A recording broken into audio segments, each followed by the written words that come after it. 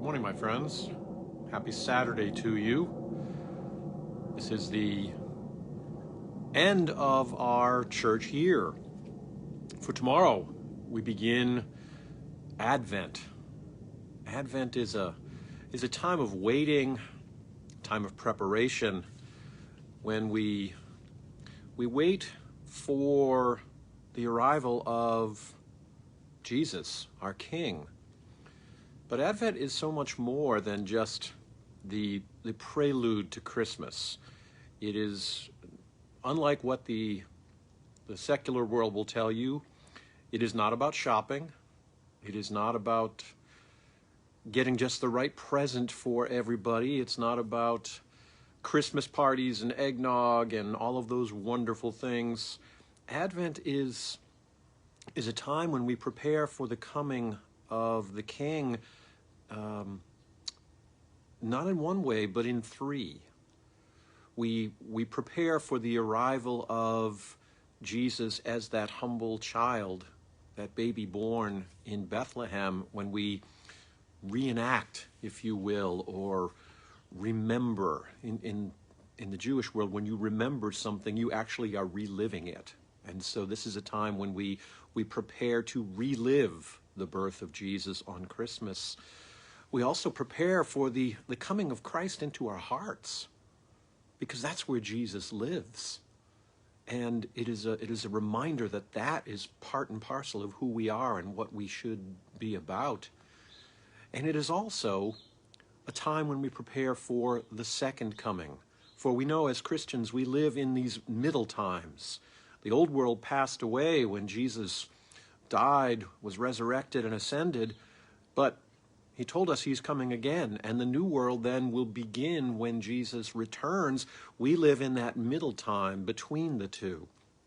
So Advent is also a time when we prepare for the second coming of the Son of Man. Excuse me, and you'll hear more about that in tomorrow's lessons, I assure you. I want to share with you, though, a story about my own little pre-Advent journey. Wednesday evening, as we were preparing for Thanksgiving dinner. Now, Thanksgiving was going to be a little different this year. It was going to be a much smaller family gathering than we normally have due to COVID.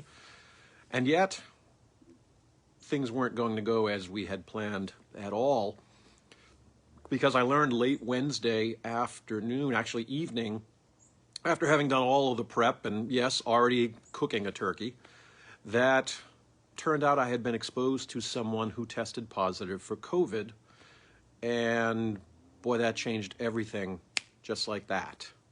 So into quarantine I went, and the family gathering that we had planned went right out the window, and instead Thanksgiving Day turned out to be Jen and I sitting around our little table with more turkey than we ever possibly could eat, and our family members left to sort of scramble for themselves. I talked to one close friend who said, yeah, I was planning on being at your house, and I certainly understand, but it's okay, I had a ham sandwich. Made me feel a little bad about that.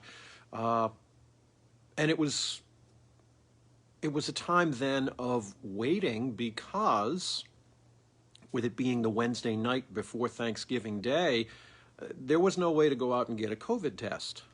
And so I found myself anxious and waiting until I could get myself scheduled and get tested. And then, and only then, would I know what my near-term future was going to look like. But it also began a time of preparation, right? Because whether I wanted to or not, I couldn't stop my mind from spinning, and I was making all of these plans and preparing for various scenarios.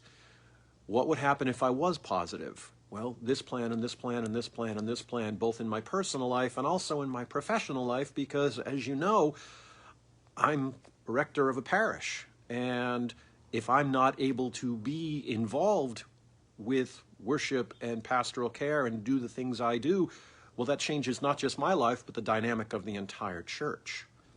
And so there was all of that preparation and all of that. And then at the same time, what would happen if I was negative? How would this impact plans and timing and all of that? So I found myself on my own little pre-Advent journey of wondering and waiting and planning.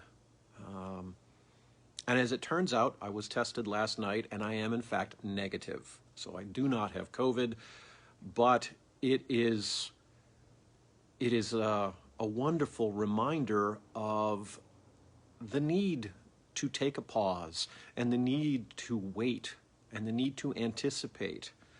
For that is what Advent does for us. It gives us an opportunity to stop with the crazy pace of life. And I know that's hard in today's world because we're always wanting to go, go, go. But Advent is a time of intentional waiting and preparation and planning.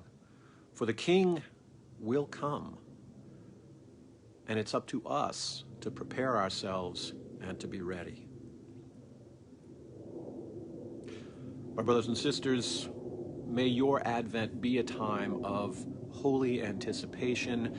May you have the patience needed to wait on the Lord, to prepare yourselves for what has been, what is now, and what is still to come. That's the message for this Saturday morning. God bless you. God love you. I will see you at 8 o'clock tomorrow morning on our courtyard. We are holding in-person worship, and I will get to be there, which is a wonderful blessing.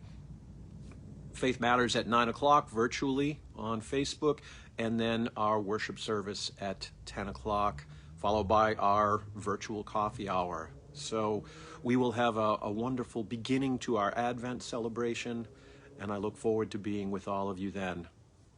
God bless you.